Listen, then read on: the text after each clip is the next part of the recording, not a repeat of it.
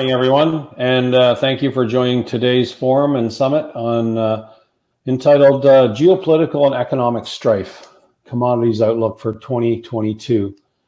My name is Brett Richards. I'm the CEO of Goldshore Resources, and with me today on the panel are three very seasoned guys, Richard Williams from Bunker Hill, Mark Jarvis from Giga Metals, and Ali Haji from Origin Resources and Ion Energy. So welcome you guys today. Thank you for kind of joining the panel. Thank you. So I think to put the context for the summit into view, I really just wanted to kind of highlight some of the, I'll say the macro view of where we are geopolitically and economically, and the timing for this and the subject matter couldn't be more pertinent. You know, we are in a macro political environment whereby we have the Russia-Ukraine tensions, situations, sanctions. We have the global impact of these hostilities and this war affecting supply chain. We have other large countries sitting and watching, China potentially, North Korea potentially, the Middle East potentially, and seeing how this geopolitical tension plays out with the U.S. and the EU. And we also have this very unique dynamic from the macroeconomic standpoint. We have this low interest rate environment that's trying to be pressurized upwards in a hyperinflationary environment. And we just saw the first interest rate hike since 2018, 10-year treasury sitting at about 2.8, 2.9%, but we're seeing about 7% inflation, US CPI, 8% for March. So we've got a negative yield on the 10-year treasury bond, and these situations are not sustainable. And we have the macro market situation right now, whereby we have complete volatility. Everyone's familiar with what happened on Friday, Monday, Tuesday. Today we've opened up a little green, but this everything bubble seems to be bursting, and maybe it's bursting slowly, but we just had the worst week in the markets in about 2 years, and the worst day on Friday and Monday in some time. But then we look at the impact on commodities, and a lot of commodities, if not the majority of the base and precious, are trading at a range that is anywhere from a 1 year to a 10-year high or longer. So we're going to talk about that a little bit today, and we're going to talk about how this impacts kind of on globalization and how it impacts on other things like electrification of vehicles, etc. So I'm going to kick off the question with a question for Richard at Bunker Hill. Richard, maybe give us a description of you and your company before we get into it. Thanks, Brett, and again, great introduction. Yes, I'm executive chairman down at Bunker Hill. I'm sitting down in Idaho at the moment. I'm also on the board of Trevally Mining, a zinc business that's managing a very serious challenge in Burkina Faso right now. And then prior to that, I was chief operating officer at Barrick Gold for a few years before Mark Bristow became the CEO, and who's under his leadership has done wonderful things with Barrick. So now the project that we're running down here is a development project, a single asset company, zinc, lead, silver, in Idaho, in the Silver Valley, Idaho, that we aim to be in production at the end of next year. It's a low capex, low pre-production capex, certainly restart project offering high IRRs, as is often the case when you're leveraging 100 years worth of infrastructure and data. And our plan is to bring the mine into production and then unlock the significant upside by reinvesting that capital that we generate, free cash, back into the project and then developing it that way. And it's part of a broader plan to look at similar regeneration projects here in North America as a sort of source of significant value if you can crack the restart problems which are often quite considerable. And so that's sort of a little bit of me and a little bit of bunker, and we're moving pretty well down here in Idaho. Yeah, great introduction, Richard. Given this macro environment that I've talked about, and we could all talk about this for some time. So you've got the geopolitical situation. You're in a tier 1 jurisdiction. You've got the kind of macroeconomic outlook, which is buoying up precious metals. How do you see this environment, both the political environment and the economic environment? How do you see this impacting on your business in the kind of 1 to 2 year period? Thanks, Brett. And I think I will just keep it down to our business because it's such a big question. But our particular business, this project we chose because of its potential to be operating in the lower quartile of the cost curve, even though it's an underground mine, and it's going to be 1,500 tons a day to 2,000 tons a day. So in the macroeconomic environment, some of the pressures we're all seeing, which is input cost inflation. We obviously have to take it very seriously, but the actual legacy that we've inherited allows us to be not completely insulated, but significantly insulated from it. But we have to watch that. The other sources of insulation that we have, and again, you mentioned tier 1 jurisdictions, and I know you live in Ontario like I do, when you have the benefit of vast amounts of past investment in power infrastructure, nukes in the case of Ontario, and hydro as well. But here in the Pacific Northwest, the hydro power costs are pretty low. And we're also just 5 minutes from the highway and have all the facilities we need in a tier 1 jurisdiction. So for that, we're also to a degree insulated from some of the inflationary pressures.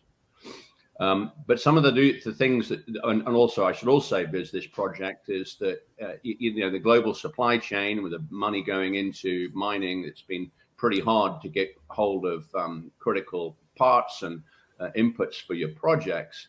We've managed to do a deal with Teck to take their processing plant, which is 140 miles away at Pend Oreille, and put it here on site, and it suits exactly what we need. So by scavenging is, probably not the generous term for it, but making use of infrastructure and opportunities that exist locally has meant that we've so far look at our project and don't feel that we're gonna be really knocked sideways by the inflationary environment that understandably affects other pieces. But when we look at the economics downstream, Brett, obviously we love when the modelers love, of course, the current commodity prices. We don't put them into our model. We stay with the long-term prices to ensure that we can deliver the returns in a safe scenario. But what we do have to take account of the fact is it's not just commodity prices and input prices. It's for us where we have to have our treatment charges and our refinery charges, along with transport, because we produce a concentrate that again we have Teck as a shareholder, and we have an arrangement with them to be concluded, of course, that we want to be sending our concentrate to the Trail smelter in British Columbia. But we do have to watch that part of it as well, because that can eat into margins. So we're not sitting here smug, Brett, but what I do say when you're looking at projects, and again as an investor, as well as looking into on the next play we want to go to, is if you are lucky enough or you're deliberate enough to try and get yourself into a low inflationary, for all the reasons I've outlined, environment, you've got a better chance of riding through the bottom end of these or these tough parts of the commodity cycle or the macroeconomic environment. So again, there's no smugness here. There's a lot of humility. We're pretty lucky with what we've inherited, but you've got to keep very alert to the pressures that you've alluded to, Brett. Yeah, I think that's a safe and a safe strategy at the end of the day. We all have very, very robust projects, and I see opportunity in these environments. But you're right, we have to stay humble, and there has to be a degree of humility going through this, because anything can happen, and we always have to plan for the worst, plan for the downside. But I'm going to turn it over to Mark Jarvis, Giga Metals, and the project. Mark, maybe give us an introduction about yourself and about Giga.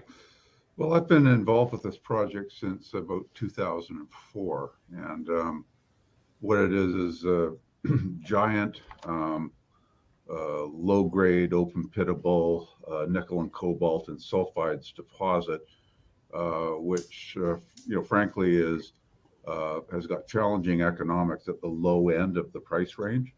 And so I find myself with Giga amongst about 20 deposits worldwide that I'm familiar with that are, sizable, but that are undeveloped because, nickel has been in the dungeon for the last decade. And then what's changed is, of course, the rise of electric vehicles. And that's a new source of demand. I mean, I think batteries went from 3% of nickel usage about 3 or 4 years ago to, probably about 14% now of nickel use. And it's just going straight up. So it's a new source of demand. And the world is very enthusiastic about decarbonization, but if you're going to make all these batteries, you do have to have the raw materials to make them.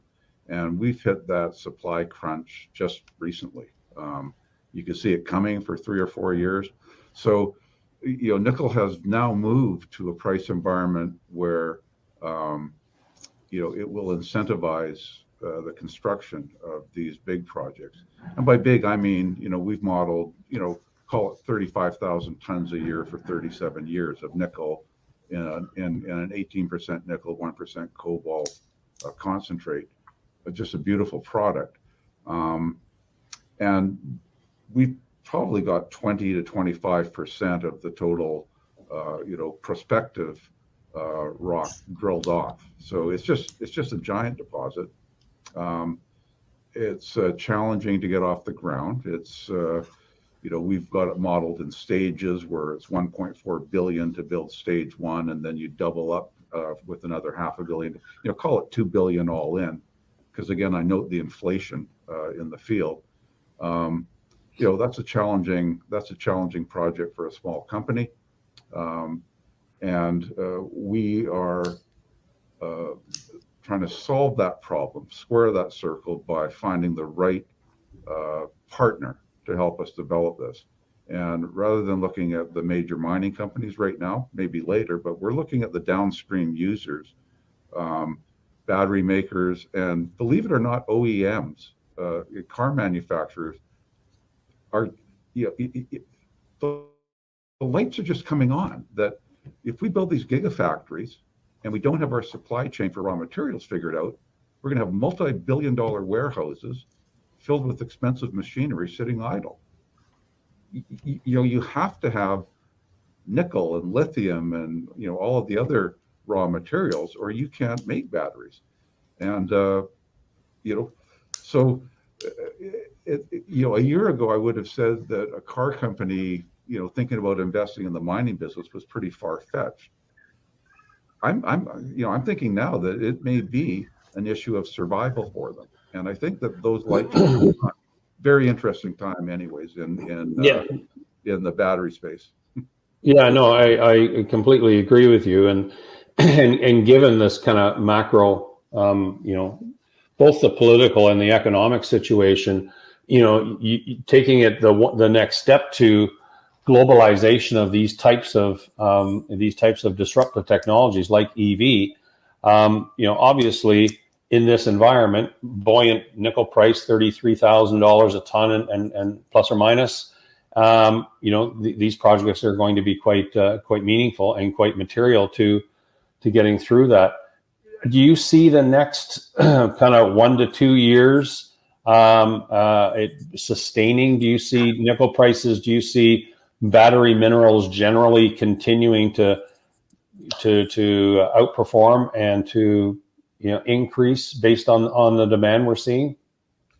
Well, yes, in general, I think battery metals are going to outperform because there is just this ravenous demand. I mean, all the prognosticators about electric vehicle uptake, even the most crazily bullish ones, have been wrong on the low side.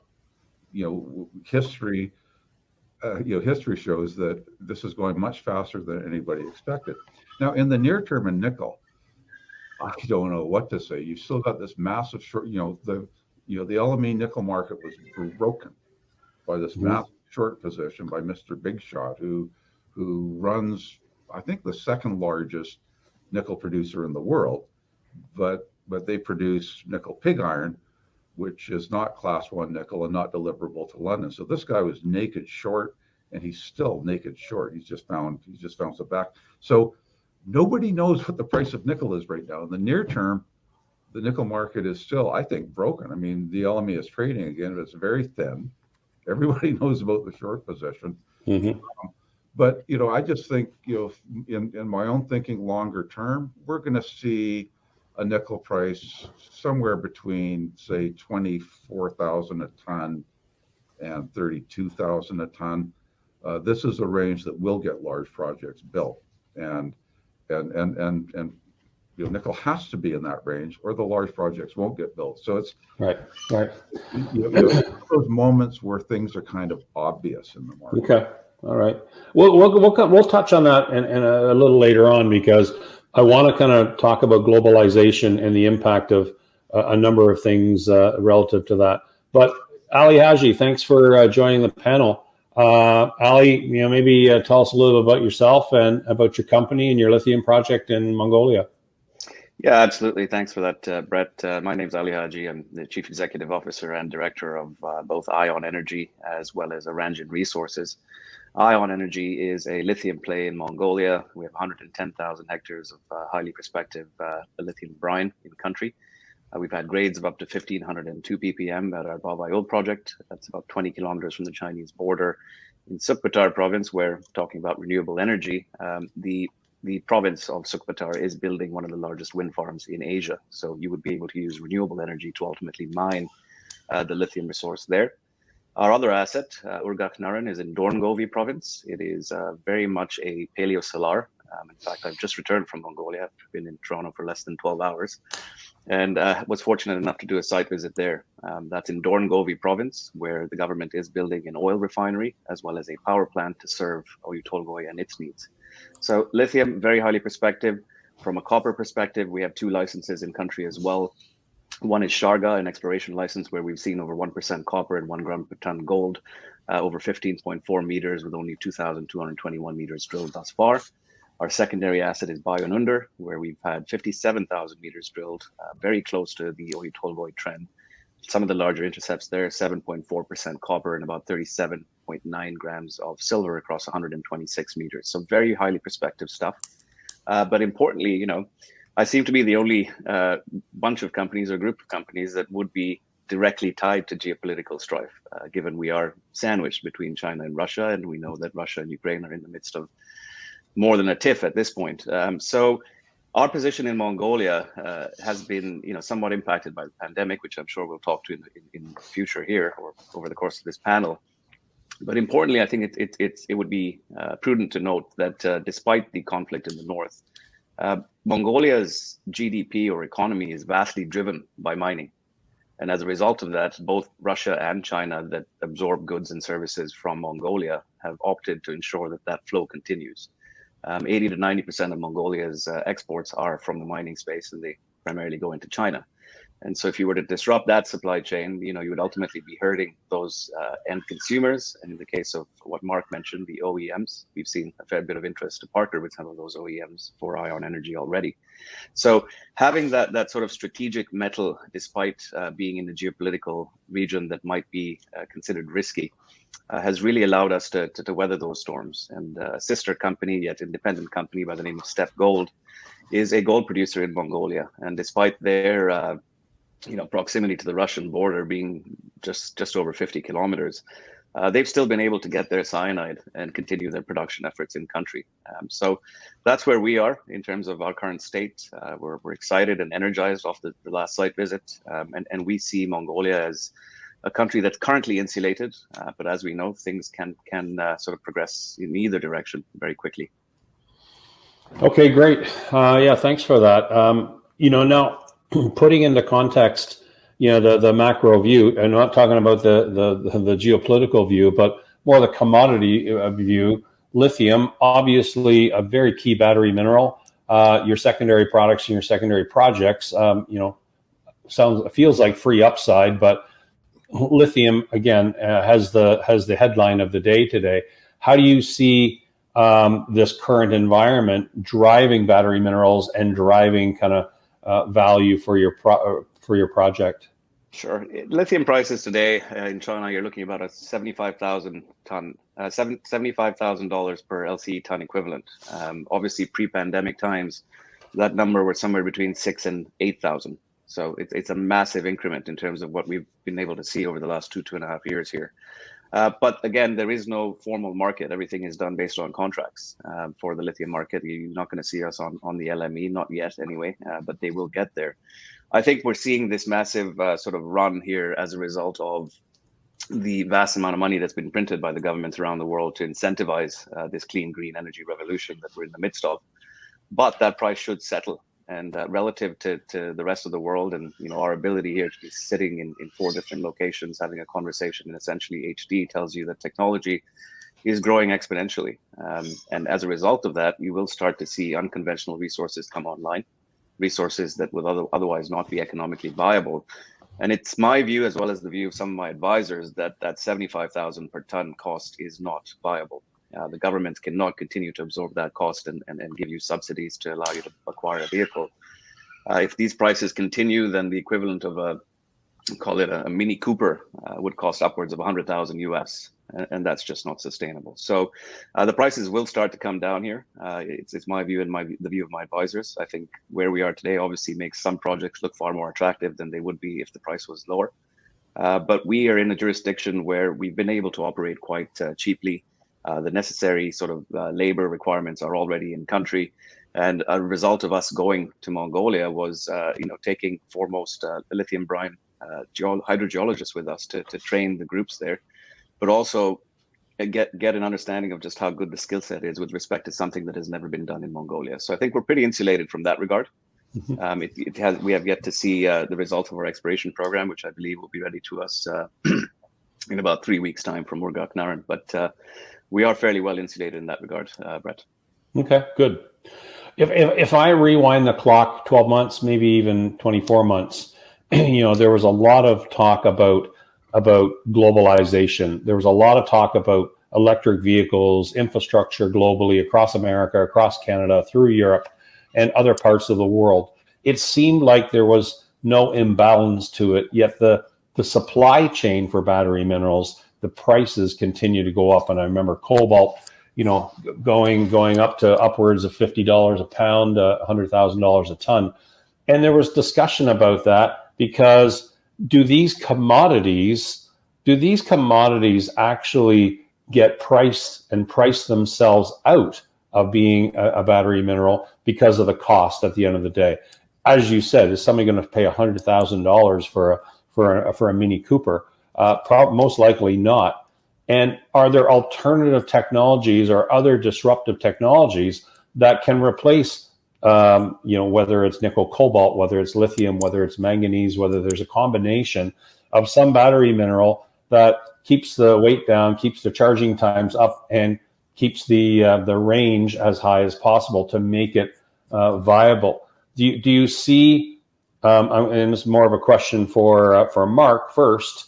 Mark, do you see nickel kind of pricing itself out of this environment, or are you comfortable with $25,000 nickel going forward? Can you make money at those numbers?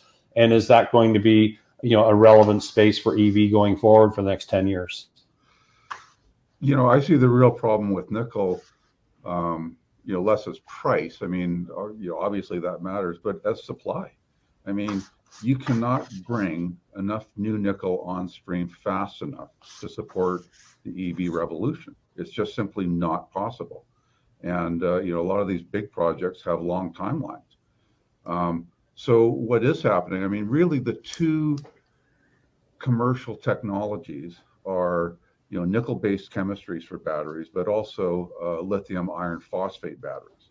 And there was, some news recently that half of Tesla's cars in China use LFP batteries. And this is a perfectly fine technology. Thank goodness, in fact, for LFP. People ask me if I'm worried about LFP supplanting nickel? I don't think so. I think LFP allows the electric revolution to carry on, but inherently, it's good only for certain uses. If you're driving your car around in a city and you never leave that city, LFP is fine. It's fine for buses. It's fine for forklifts. It's fine for taxi cabs which drive around in a city, and it's good for applications where you don't need a lot of range, and it's a technology where you can recharge many times. It's a very robust technology. But if you want to go, load your family in the car and go for a drive out in the country, you're not going to want to do it with an LFP. You're going to want a nickel-based chemistry because nickel has the energy density that you need. And really, those are the two technologies going forward. I mean, there's all sorts of stuff going on in garages and universities and so forth, all sorts of experimental battery technologies, but none of them are anywhere near commercial development. They're nowhere within 20 years of commercial development, if ever. So those are the two that you've got. Mm-hmm. My view is that as fast as you can develop nickel resources, they will get snapped up for the higher end of the EV market. Okay. So I guess my takeaway from that is the speed at which we are going to transition into EV, albeit optimistic, and decarbonization goals by 2030 in some countries and 2040 in other countries, is probably going to be stretched out because of what you say, available supply, and with supply is obviously going to be pricing as well. But in that 10, 20 year period, are we going to see new technologies that compete for that space? Are we going to see, graphene kind of play a role in that? Are we going to see other disruptive technologies, play a space? I don't think we have an answer for that, but it's interesting because Ali has probably a component of LFP, and you have a component of kind of nickel chemistry based batteries, and the speed at which we get there is probably going to be dependent on supply, as you say. But throw in the geopolitical situation now. Tesla has almost gone all in, leveraged themselves in China for manufacturing facilities, and now we have a very protectionistic type world based on the Russia hostilities and the war in Ukraine.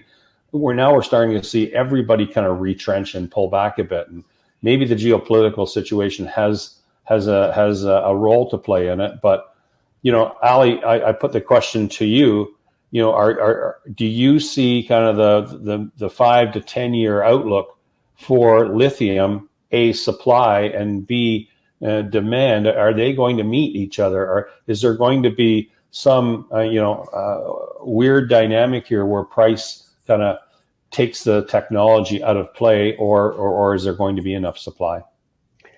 I think I can answer that one of two ways. One, the fact that, like Mark pointed out very rightly so, that lithium's not going anywhere in terms of technology. It's been around for 50, 60 years. The inventor of the lithium-ion battery holds a Nobel Prize. This thing has shown itself to be a stable technology that's not going to blow up and sort of consume anybody around it. It's a tried and tested technology that will continue to be used. If you look at the sort of macro aspect, and are we going to see lithium get priced out of that technology? I would argue not. Absolutely not. I think lithium is here to stay for at least the next 20, 30 years. And I say that because it is a vastly abundant resource. The pricing today at 75,000 tons is completely unviable because we would not be able to move towards this clean, green future. But as more supply comes on board with the advancements of technology, including direct lithium, as well as the extraction from the various clay deposits around the world, you're going to start to see this sort of subside a fair bit.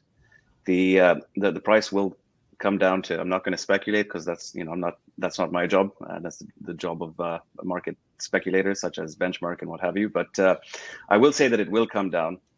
I will say that we're going to continue to use that technology for the next 30 years or so. And ION's specific strategic advantage is being located a mere matter of kilometers away from the largest consumer of lithium on the planet today. Okay.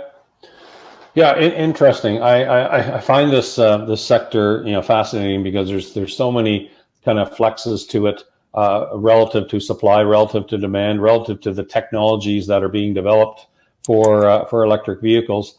And then you have the infrastructure side of it as well that also has to be supported. And it's keeping copper up towards $10,000 today, but in reality, there isn't enough copper supply to meet that demand over the next 20 years either. So again, commodities, just running on steroids here. And then I go back to you, Richard. Looking at where we are today, give us your view of gold, silver. Give us your view of the precious metals space as far as pricing goes, and what do you think is going to drive it, and what do you think is going to keep it where we are today, or send it in one direction? Yeah, no, thanks, Brett. And I'll just, before I answer that specific, I'll just add, I think, to the very good points that Mark and Ali have made is, I think the downstream battery solution over the long term will be diversified. Mark's quite right, and Ali's quite right to point out that the current technology, particularly for automotive solutions, favors the metals that they just outlined. But the actual broader power solutions, which also includes powering, cities and towns and static infrastructure, will be beyond just those metals. And the reason I sort of introduce it to there is you've got diversified power solutions. So when we look at what we're producing, not everybody would characterize zinc, lead, silver as part of the energy transition, but when you have a detailed look at the technology, you'll discover that actually over time it is. And so we end up being with this metals in the nexus between infrastructure and power and precious. And silver's a great one for that because not inconsiderable amount of silver is used in electronic and power solutions, and one part of that, one very well-known part of that, obviously, is photovoltaic cells. But silver, the price of silver isn't really driven by industrial demand. It's driven by its power, if you like, its financial power as a store of value in the same way that gold is when facing inflationary pressures, real inflationary pressures, and when facing uncertainty. And into that space comes the specifics of your question. Which is, what do we think gold and silver is going to be doing in these very uncertain times?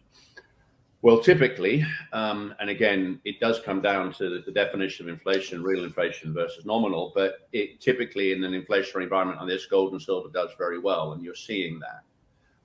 But it's often offset by interest rates, because people are looking at return on interest rates, treasuries, and so on and so forth, as an alternative sort yield for an investment that gold and silver doesn't provide. And you're seeing that playing out a little bit now, where we're in this environment that you correctly characterized, Brett, of increasing interest rates over time. So people, the large amounts of money that moves around in and out of these things, will be looking at that.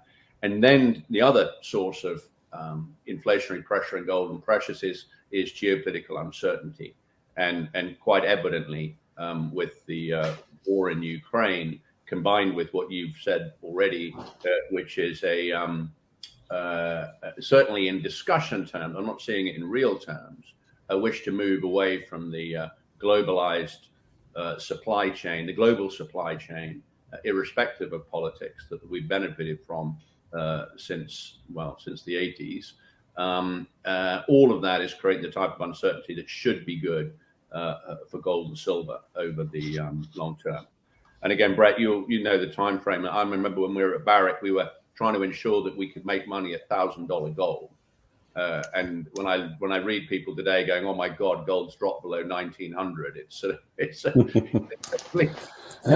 I know. I know. Situation where gold was 90. Well, we did, but we didn't even. Yeah. So you have a supply effect on that side, of course, because what happens is a lot of money will flow into gold projects that will bring a lot more gold into production, silver into production, but on assets that might not be sustainable should these very high prices come down. So investors for a bit of that. Yeah, I ring that sentiment exactly. I remember back, I was at Kinross at the time, early 2000s, just after 9/11, we started to see gold take off, and I remember I was in Brazil at one of our projects called Paracatu, and gold price was $256, and we were making $70 an ounce on that. And I look back at that, and I use that as my internal kind of benchmark, because the economic environment and the commodity environment, they can't be malaligned for long. There has to be margin. There has to be that the supply. There has to be the supply. There has to be the demand at prices that are going to make money. Otherwise, we're not in business. And then we saw gold run. Yes, we saw higher inflation back in 2001, 2, 3, 4, 5, and we saw it run to $1,900. And to your point, we were doing project assessments at the time at around $1,000 gold, maybe $1,100 gold, when gold was trading 15, and it traded up to $1,920 on, ironically enough, September 11th of 2011. And that was the kind of the peak day, the peak time for gold. But we are still doing project assessments at $1,000, and Barrick was very conservative in doing the same thing. And people said to me, well, why don't you just raise the bar, raise the needle, and you'll get access to large projects, large deposits, because your origination test, your litmus test is going to be on a higher base, a higher gold price. And we just simply said, no, we can't do that, because we felt the range of gold and silver was going to trade, specifically down. The thing now, as I mentioned earlier, is we're now at kind of $1,900 gold. We've been trading around $1,800 to $1,900 gold. We've had a couple of spikes up, but we're not seeing that big pullback. And I'm not saying that, hey, you know what, I'm going to start doing project assessment at $1,800. It doesn't work like that. But I think we're just in a new trading range now for gold, much like we saw, gold ramp up from $250 all the way up to $1,900, but it also pulled back to $1,000. And I just don't think we're going to see the pullback because of these other economic situations that we have as well. So I agree with you, Richard. I think we're in a very unique time, but there always has to be that kind of that margin build in. And I'm going to ask you another question right now, because when we started talking about decarbonization and alternatives and initiatives, and yes, electric vehicles are a part of that. I was listening to, and I think it was Mark talking about this some time ago. It might have been a pre-Christmas speech he had, whereby he talked about mining capacity needs to be and reserves need to be 40% greater than they are today, 5 years from now, and 40% greater 5 years beyond that to meet the demand. And yes, that is about decarbonization initiatives. It is about the infrastructure required for EV, and it is about EV. And if we think that we're going to be able to do that, then I would say this will be the greatest mining boom of the last 150 years. But the drawback to that is capital available for that. And when you're trying to raise capital today, can you go out and even good projects today are having difficulty raising capital. So this paradigm between having the capital available, having good projects available, and this big run required to support decarbonization, EV, kind of what's your view on that, Mark? Do you see a problem in the future of access to capital for your project? And you've got a monster, you've got an absolute big one. This is the problem. If you're a traditional mining company, you are probably evaluating nickel projects at $6 or $7 a pound and saying, can I make money at that price? And if you're doing that, there is not a single large project in the world, including mine, that you're going to build. And so that source of financing, the mining companies are a little slower, I think. They're very conservative. I mean, especially with large projects. If you're going to spend more than $1 billion to build a mine, boy, you need to be careful. But you just reach that conundrum where, it's very clear to me that nickel prices have to move sustainably higher, or you're not going to have enough nickel for the EV revolution, full stop. So something's got to give. And, that's part of why we're mostly talking to, downstream users and saying to them, look, you've got to invest at the project level here. You've got a big project like this. I mean, to get from where we are to shovel ready is somewhere between $40 and $50 million just to do all of the work at the property, all of the engineering and metallurgy, and to do the environmental assessment, because we're in Canada, and that environmental assessment process is not trivial, and it's expensive. So you have to adjust your thinking, I believe, or else forget about EVs. And the other thing is that the Chinese are building nickel projects and have been building nickel projects with economics that no Western company would accept. Ramu, for example, is considered the most successful HPAL project of the last 20 years. I think they're in year 12 or 13, and they're getting close to paying back the capex. Mm-hmm. No Western company would do that. But in the meantime, the Chinese have got this lovely, long-term supply of nickel and cobalt, that is at a price that you can predict the operating cost. This is a strategy that means that China is basically going to, or has been, killing everybody else. In terms of batteries, you have to go to China. In terms of raw materials, you have to go to China. They figured out lithium, they figured out nickel, and they figured out cobalt. They're a big presence in the Congo, and they don't care about child labor. Yeah. No, and I lived in the Congo for 4 years recently, and the presence of Chinese is quite large, and their Belt and Road Initiative, in order to supply themselves, again, protectionism, in order to supply themselves for the next 50 years of critical minerals, is a strategy that we and the U.S. Just kind of are starting to adopt. Ontario just adopted the critical minerals strategy. Canada will do it generally fairly soon, and it was adopted by U.S. Congress. So we're trying to follow their suit. We're a little late, but they've got access to a lot of these things. My concern is that, are we going to be able to kind of generate the mining capacity, and is the capital there to do it in the time frame of which we need to do it? Because otherwise, there are other implications of climate change. There are other implications of geopolitically. So it is a bit of a dance. Maybe Ali, give me your view, because you're in a very sensitive part of the world and very fragile, and to a certain degree. But are there any issues or barriers of entry for you to access capital to do what you need to do at the end of the day? Yeah, no, I think that's, I was waiting for you to pivot over to me for that one. In terms of capital and access to capital, I think, it's evident. We're seeing a number of red days across the market here today.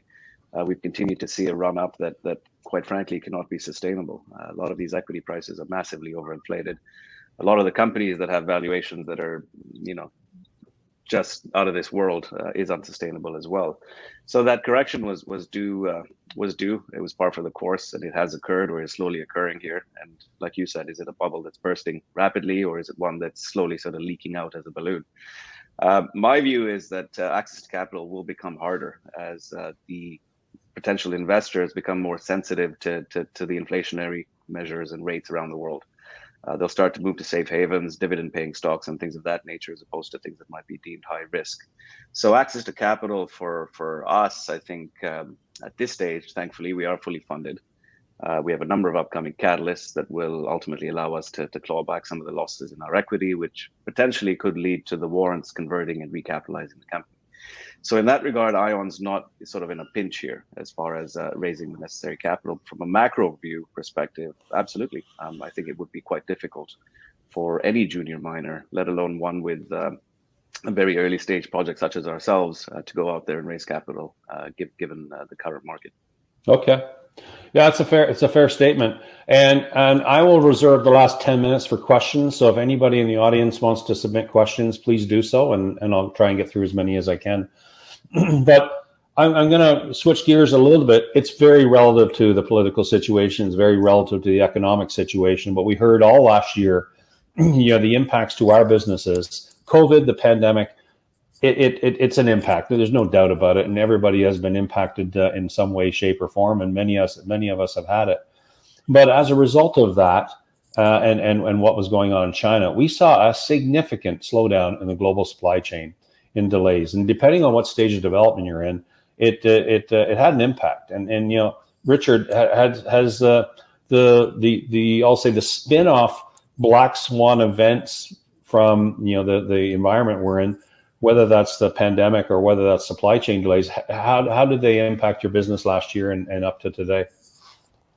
Well, you're right to highlight the pandemic effect on the supply chain, and what we're seeing, Brett, is that being compounded by the current geopolitical and macroeconomic piece. It's like it's like a series of waves arriving on the beach, and the out where they all come together rather than just in sequence. But I'd say that the effect on our business, I'll go back to a point I made earlier, is, and again, we're relatively, at the moment, relatively insulated from it. But we are a small business. But I'll connect that reality to the very, very good capital, access to capital points that Mark and Ali and yourself have made here.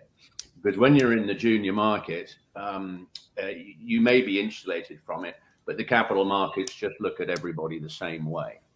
On first glance. Yep. So when we're a little old business like us, and we only need sort of short of $60 million of pre-production capital, which is completely at the different end of the scale from what Mark is doing. You would have thought that given we're got high returns, that there wouldn't be any problems there.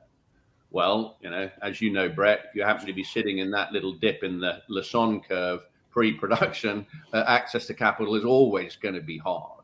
But the pandemic and the way in which the providers of capital view risk has affected us. And so we've actually got to work a lot harder to make the economic case to the normal capital providers. And then the other piece, which again, Ali really benefits from being in it with a product that is very exciting to the market right now, is getting your equity value to a point that is appealing and lowers your cost of capital. There is pretty hard because again, people have been taking money out of mining stocks and putting it elsewhere and are yet to come back in again. And the other capital point I would make, and I made it on a previous panel here, is ESG has been wonderful for improving all of our operating performance and the way in which we look at ensuring sustainability. But I haven't observed that that's produced any benefits at all in terms of access to capital. The impact funds, the green capital funds, the ESG funds, none of them at this particular moment in time are looking into mining as part of the long-term solution. But what Mark said, I think, is really interesting, and he's quite right to highlight it, and it's early on this, is that those downstream users of metal, from car manufacturers to battery producers and so on, are starting to move upstream and be serious players in the mining capital markets. And if they don't do that, or if there isn't an adjustment elsewhere in the capital markets, we miners just simply aren't going to be able to get the metal out of the ground to meet the needs. So again, I'm sort of conflating a number of the points that were made. Yep. From our little perspective, because we are small, having gone from a big company to a small company, it's a great humility exercise, and you've got to get it just right to work. You make some very good points in terms of access to capital. Yeah, the actual capital markets were very different in the 80s and 90s and 2000s when we were out there and trying to meet shareholders, meet new investors, raise money. You would go to London, New York, Toronto, Vancouver, maybe Dallas, maybe Switzerland, and you'd see 80% of your shareholders and 90% of the people who were going to buy your stock. They were institutionalized. There were funds, they were large, they were focused and specific or generalists, but they were there. Today, that environment for junior mining, it really doesn't exist. So meeting these decarbonization goals, meeting the capital requirements for all the junior mining companies, sub 500 million market cap companies, to actually excel to the point of production decisions is even more challenging. So, and I agree. Back to your point, we saw a paradigm shift from institutional to retail or wealth management style of investors. I think what we're seeing now when we get into project financing, we used to be able to go to banks and raise 200 million on the back of some equity, 200 million of debt. You can't do that now. It's not accessible. You go high yield, or you go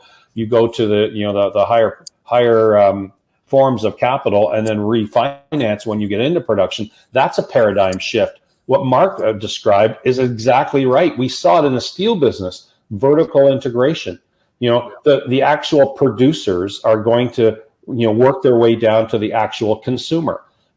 Tesla will be a major shareholder of Mark's company because they have the distribution, they have the manufacturing, they have and then they ultimately have the distribution to the end user. I think we're going to see that if we don't get access to capital like we once did, and I don't think we're going to have to see different paradigms of the I'll say the structure, which is going to really include vertical integration. I got 10 minutes left, and I've got some questions here that people have asked. The first one, I'm going to combine a couple of questions here. The first one's for Ali and for Mark, and I'll direct it to Mark first. Is that, are we going to see other other elements like hydrogen, like moly, like somebody brought up graphene I mentioned earlier? Are we going to see other disruptive technologies based on new elements enter the marketplace to make these premium batteries? Are they going to replace your product at the end of the day, Mark? Certainly not in the next 20 years. I am actually a huge skeptic about hydrogen.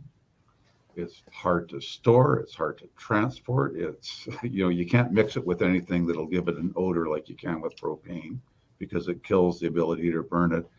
I just don't see hydrogen. Any of the other technologies are nowhere near commercial production. So certainly for the next 20 years, and probably longer, the answer is no. Okay. And somebody has asked about your thoughts on direct lithium extraction in the U.S. Is the technology viable? Is that a question for me or Mark? It is a question for both of you, but Ali, you hit it first. Sure. I think it is viable. I think I mentioned that earlier on in the conference, that the technology associated with the extraction of lithium is growing exponentially. We're seeing unconventional resources come online, including clay. Hopefully, it starts to become something of viable interest. But yeah, absolutely, DLE is an extremely viable option and an environmentally less impactful option for the extraction of lithium ions from brine. Mm-hmm. Okay, Mark, any thoughts there? Well, that's beyond my expertise, so yep. I'll pass on that one. Okay. I've got a question about something I brought up earlier about the Canadian government's critical minerals strategy, and it follows suit with the U.S. one. Richard, any thoughts on it? I had some meetings with the provincial legislators a couple of weeks ago, and the Minister of Energy and Northern Affairs, and my view was, why isn't gold and why isn't silver on the critical mineral strategy? Gold is the number one employer in Ontario for mining, and it's the number one employer for First Nations and Indigenous people in Ontario. So why isn't it critical? And also I'll pose the question to you and bring in others as well. That's a really important way of phrasing the question, actually, Brett, because it comes down to what the government is seeking to value in terms of when it defines something as strategic. And what you've outlined is we find this in the ESG world when talking to capital markets, is the impact that mining can have on communities and economies is enormous. And you mentioned gold in Ontario. It's a very, very good example of that. But it's not on the critical metals list, because what's driving the critical metals assessment is security of supply for industrial transformation or energy transformation. We've actually got Senator Rich, who's the chair of the Energy Committee, here on site next week, which is exciting for us. But they have put things like zinc on the critical metals list and so on. But as anybody, respectfully, that speaks to a government official associated with what they're going to do next, is their response is, as much as we can, and as much as we can is always slightly less than what we'd want. So are they going to, we don't have the issue here, but elsewhere in the United States, are they going to look at, improving or speeding up the permitting process? That's one of the big constraints on the development and supply of metal. It's very complicated and politically very, very difficult to do, but that's one area. Are they going to help us with lowering the cost of capital and the government funds becoming available potentially? Well, again, we hear a little bit about that in Canada, and friends who are trying to get stuff moving in Saskatchewan are having those type of conversations. That's good. Are they going to give you tax breaks and other things? Are they going to help you use government funds to train workers? All of these things could be useful. But when I look at the sort of global supply chain for certain metals, is the government going to enable? I'm looking at the time, Brett. I don't want to take you too much of time, but yeah. the establishment of refining capacity outside China, because of course we've all benefited from the fact that the refining capacity moved from being global to being centered in China, and that's allowed us to have relatively low cost metal supply around the world, which has been very helpful. But people talk about adjusting this supply chain, and of course we can get a lot of mines moving, pending all the things we've just outlined. But where's the concentrate going to go? If you're worried about China, I mean, again, I'm not taking that as a personal point, but if you politically are worried about China's control over supply chain, you actually have to do some investing in the downstream refining capacity. And again, giving you a clue of the type of conversation as we all have, it's very hard for governments to sort of listen to the shopping list and say, oh, I'm now going to do 10 things and it's going to make your life easier. But it's certainly part of the discussion that I don't think was happening, say, 5 years ago. And whether we'll see a lot happen from it, well, we all live in the real world. Governments, do what governments do, and it's very complicated problems to solve. But at least it's on the table now, and that's helpful. And we'll see. I think our government in Canada, the government in the U.S. could benefit from having industry think tanks where these views actually get heard, and then they actually get applied into whatever the chain looks like as to what has to happen from a government and from a public-private partnership level, and from a private level. What has to happen for all these things to work? We can generate all the concentrate that we want. If we don't have a place to smelt it that's economically viable, then it doesn't make much sense. And if you don't have the power to do that smelting at reasonable cost, 10-cent kilowatt hour versus 90-cent kilowatt hour today for diesel, it doesn't make sense. So all these things, it's a big puzzle at the end of the day. And on that note, I'm going to kind of wrap this up. We've had a really good discussion today on the geopolitical situation and how it links to kind of the economic strife that we're seeing, and hyperinflation and all of these events around the world. But one thing it does mean, I think, mining is not going anywhere, whether it's decarbonization or whether you actually need minerals, you need mining, and you need this to grow in a environmentally and a sustainable and an ethically proper way. But we need it. And not only do we need it, we need more of it. Thank you for spending the time today to hear our views on the geopolitical and kind of economic situation, how it impacts commodities and how it impacts projects specific in certain jurisdictions of the world. But thanks for your time, and we look forward to the next one. Thanks.